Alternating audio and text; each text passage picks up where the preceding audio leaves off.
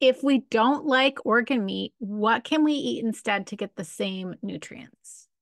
So, organ meat, very, very nutrient dense food. It is the type of food that when we can incorporate into our diets, it earns more wiggle room. So my philosophy, nutrivore is the goal of getting all of the nutrients our bodies need from the foods we eat.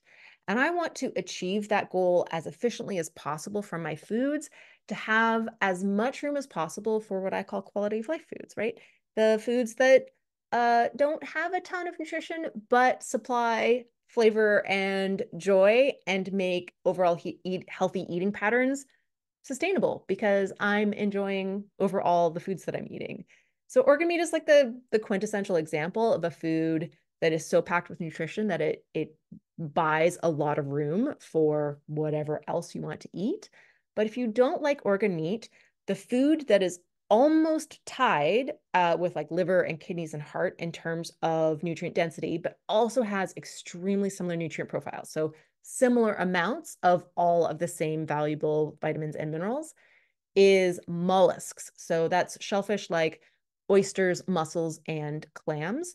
They're all right in the same vicinity as organ meat in terms of not just like total nutrients per calorie, but also it's very, very similar nutrients. So that is completely a switch.